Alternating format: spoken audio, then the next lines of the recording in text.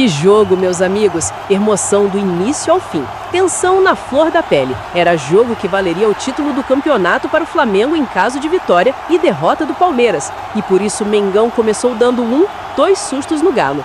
O primeiro com cabeçada de Samuel Lino e a bola bate na trave. Só não entrou porque o goleiro estava em dias com os deuses. E em seguida outro cruzamento e de novo Samuel Lino de cabeça. E mesmo todo desajeitado, Everson faz defesa com a coxa. Mas enquanto isso, na arena do Grêmio, quem tomou o primeiro susto foi o Verdão. Jogada pela direita, toca para Edilson frente a frente com o goleiro Lomba, que faz a defesa. Mas logo depois do susto, o Palmeiras responde com jogada pela esquerda com Souza, que cruza na área e encontra sozinho Facundo e de cabeça abre placar para o Verdão. Nesse momento, tudo mudava para o Palmeiras. A luz se acendia no fim do túnel. Voltado à Arena MRV, quem não estava tendo moleza era o Hulk. Léo Pereira marcava em cima sem dar espaço. Quando não era ele, mandava outro. Só que marcaram o Hulk e deixaram o Bernard livre na cara do Rossi. Mas no início da jogada, olha o drible que o Dudu deu no Emerson Royal. Pelo menos 2 costelas trincaram. Que isso, Royal? Será que ele não sabe quem é Dudu? Impressionante! Nesse momento estava tudo dando certo para o Palmeiras, vencendo e o Flamengo perdendo. A vantagem diminuía para 1 ponto de diferença. Mas o Flamengo continuou indo para cima, pressionando. Era laica, literalmente fogo cruzado. E enquanto isso, no sul do Brasil, o Grêmio botava o Lomba para trabalhar com este chutaço de fora da área. Uma grande defesa. E o Palmeiras respondia com esse chute perigoso de Souza de fora da área.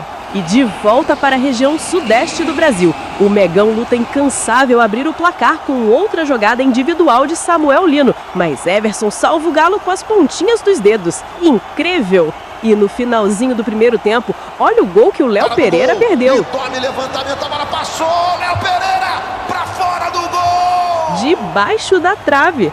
Vamos dar um desconto porque ele é zagueiro, mas logo em seguida o Wallacenhan tem mais essa oportunidade dentro da área, mas a bola passa tirando tinta.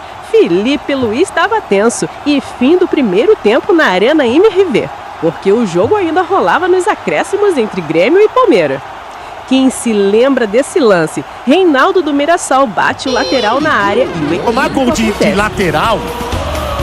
Não, peraí, tomar gol de lateral é pra acabar com o futebol. Pois é, quem disse que o raio não cai 2 vezes no mesmo lugar?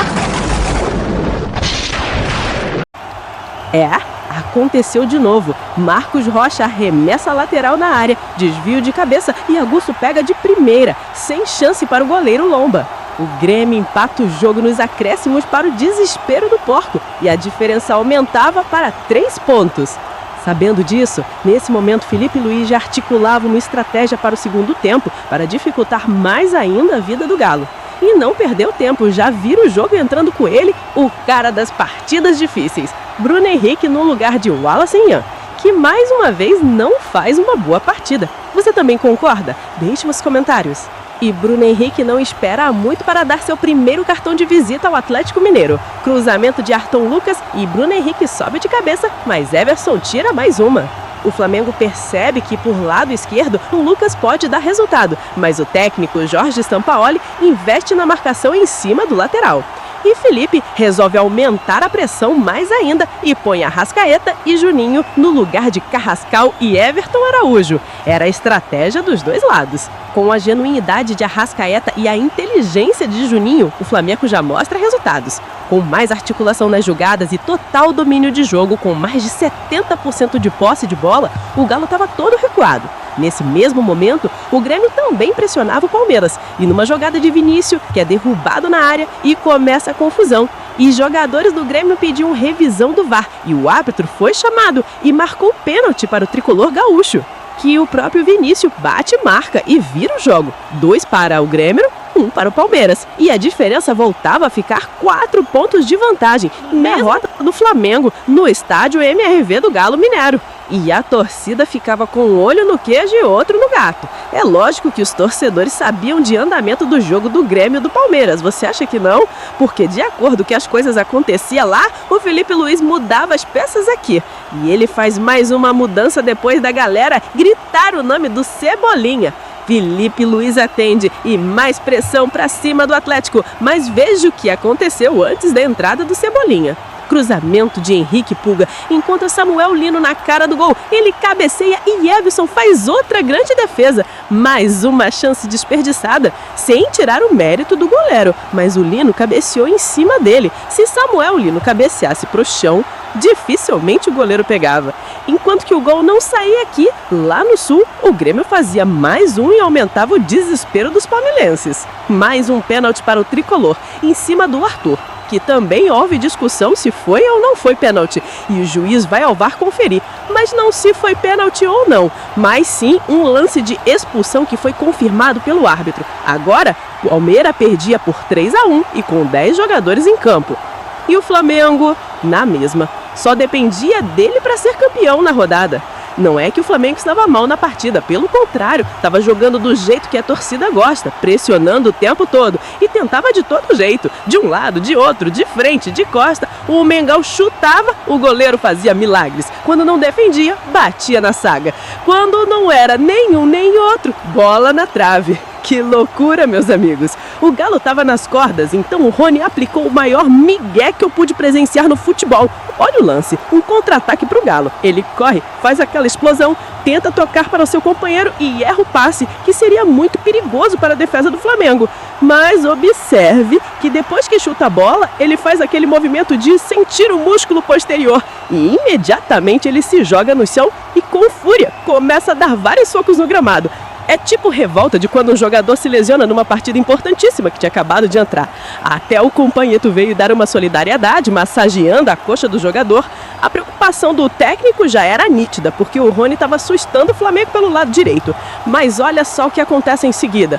Ele levanta, dá umas batidas no pé e um pinote e estava novinho de novo. Que água milagrosa é essa? Pra mim, foi um tremendo de um migué para esfriar o jogo. O que vocês acham? Mais um momento curioso no jogo. Lançamento para o Emerson Royal, ele não consegue o domínio e...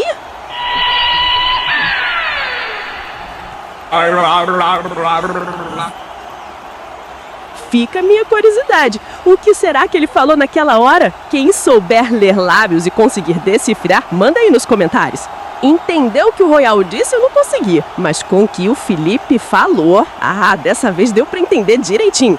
Ei, Bruno, e será que o Bruno viu? Ouviu e muito bem. Olha a resposta dele aí. Bruno Henrique, o cara das decisões, considerado já ídolo pela nação. E também deu para entender muito bem o que ele disse. Isso aqui é Flamengo. Que incrível, que jogo, que partida. Que gol importantíssimo rumo ao título. Naquele momento, a diferença que era de 3 passou para 5. E se o Mengão fizesse mais um, aí era game over. E no finalzinho, o Rony quis dar outro migué nesse lance, dizendo que não acertou o Arthur Lucas. Mas o árbitro não precisou nem de VAR para esforçar o jogador. E o Rony foi pro chuveiro primeiro que todo mundo. Fim de partida. Atlético 1, Flamengo também 1, agora muito mais perto do título. Agora com 9 dedos na taça. O Palmeiras ainda dava esperança aos torcedores e diminui o placar. Depois de outra verificação do árbitro de vídeo, que trabalhou bastante na partida, por possível impedimento do jogador do Verdão, mas o gol foi confirmado e terminou. Grêmio 3, Palmeiras 2. Com isso, a possível conquista do título adiou para o dia 3 de dezembro contra o Ceará no Maracanã. Galera, na moral, eu achei até melhor. É lógico que se saísse contra o Atlético, a gente já iria para a Libertadores já campeão brasileiro. Mas dentro de casa, com o Maraca lotado, fala aí, é ou não é bem melhor? E imagina com o título da Libertadores. Com as 2 taças erguidas, vai ser histórico. Comenta aí, galera, da humildade, porque seria sensacional. Mas não acabou ainda não. Olha o que o Bruno Henrique falou no fim do jogo. O cara é Flamengo mesmo. Aproveita, na moral, se você curtiu esse vídeo, deixa o seu like, comentário, compartilhe esse vídeo com os amigos para ajudar o nosso canal na humildade. E se inscreva e ative o sininho para ficar atento ao próximo vídeo. Muito obrigada a todos. Valeu! Jogo lá em Porto Alegre, aqui um Flamengo que teve dificuldades para vencer a trave, vencer o goleiro do Galo, mas que consegue um gol que deixa a vantagem, pelo menos por enquanto, ainda maior, e a uma vitória do título na quarta-feira contra o Ceará. O mérito do time foi não desistir? Cara, jogo muito difícil, onde a equipe nossa lutou até o final, não desistimos. conseguimos um empate aqui. Acho que agora é descansar e focar no jogo de sábado. Grande jogo. As duas melhores equipes do Brasil, da Sul-Americana. Então é um ponto muito importante. E que a gente possa focar agora somente na Libertadores. Um cara tão decisivo como você, 15 títulos com o Flamengo, como é que tá se preparando para mais essa final de Libertadores, Bruno? E numa crescente nesses últimos jogos?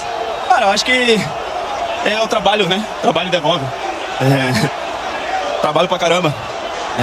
Sou um cara muito dedicado.